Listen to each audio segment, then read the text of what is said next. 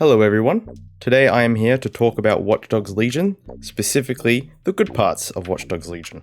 Recently I made a review type video on the state of the game in 2022, and I touched on a few of the redeeming qualities of the game. So for this video I want to get more in depth. This video is going to be specifically about the good qualities of the game, and I'll make a separate video for the bad ones.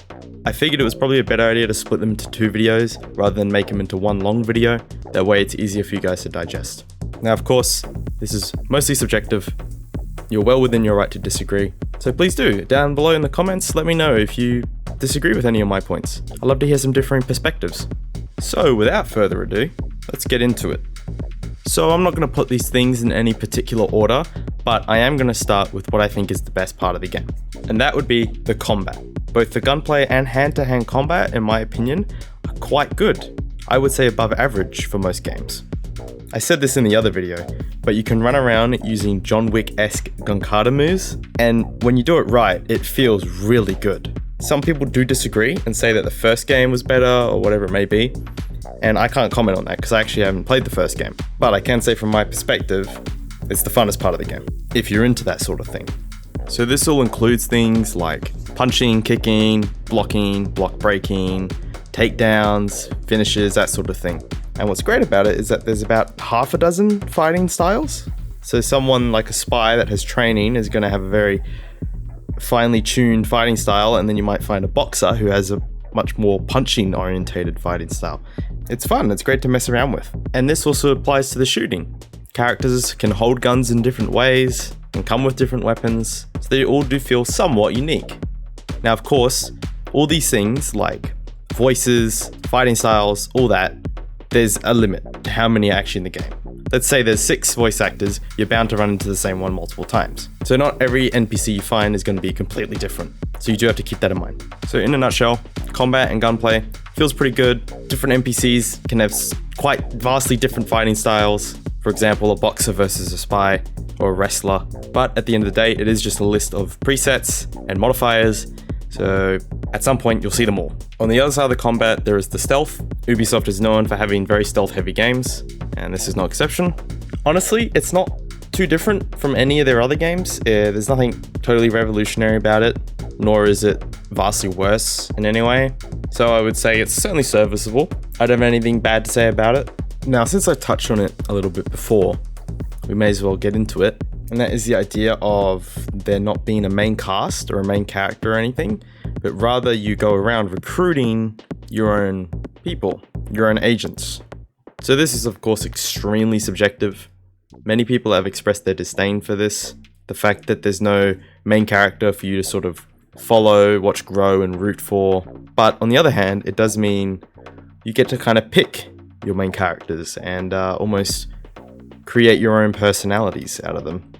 So it's definitely a personal choice whether you like it or not.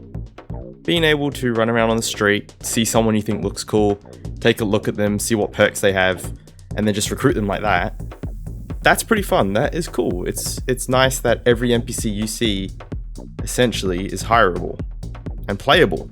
But yes, I will leave that up to your judgment. Take that as you will. You decide what you think of that.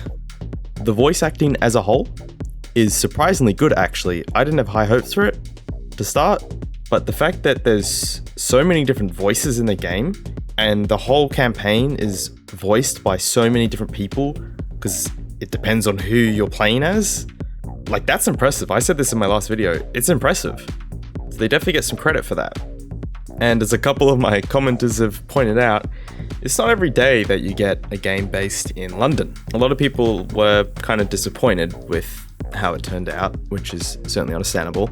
But it does mean that the accents you get to hear are a lot less common in other games. You get some really strong Irish, Scottish, you get some Eastern European, obviously a lot of British, different regions. It's cool because it's a diverse pool of accents that you don't normally hear in games. Now, speaking of cool accents, my personal favorite character in the game, and I know a lot of people agree with this, Bagley. Bagley is the AI that assists you. Think like Siri, basically, but on steroids. He is definitely one of the best parts of the game because he is an AI, yet he has a great sense of humor. and he's just all around fun to listen to. We're trying to help and actually do something useful. We'll have to sort this one on our own. Carefully, Dalton. Bagley, are you detecting a little worry in Sabine's voice? Brilliant. Asking the computer about feelings. This explains so much. Now, a few little minor things that add some life to the game. For one thing, when it starts raining, which obviously in London it rains all the time, NPCs will start pulling out umbrellas, and people in cars will turn on their wipers. Sometimes cops are doing random checks around the city and they're quite abusive to citizens, and if you come along and help the citizen, then they'll like you, as long as a myriad of other things you can do to get people to like you. Just helping them get out of fights and stuff. Another great one that really ties into gameplay is enemies actually reload. In almost no shooter games do enemies ever reload. They can just shoot forever, with just like mini breaks in between. But in this game, they actually do have downtime, and you can abuse it. It's a nice change of pace for once. Another cool one is that unarmed enemies will actually run away from you if you pull out a weapon, rather than try to fight you. There are certain terminals around the map that you have to hack in order to open certain doors, and if you have line of sight on them, you can just shoot them, which is cool because it kind of gives you an option between the stealthy route or the loud route, and you can use emotes and stuff to sort of bait enemies, either to make them open a door or bait them behind a corner so you can take them out, stuff like that. So I think that's pretty much all the good redeeming qualities I can think of about the game, as well as a few other minor details that add a bit of flair. I think I got everything, but of course, if there's something about the game that you really like, go ahead, leave a comment, talk about it. I'll obviously respond to it. And let's see if we can build that list up a little more, because let's be honest, I could probably use it. So this video seems like it's going to end at about 7 minutes. And well, I'll say right now, the other one of the bad qualities, it's going to be quite a bit longer. So thanks for watching, greatly appreciate it, and I'll see you in the next one.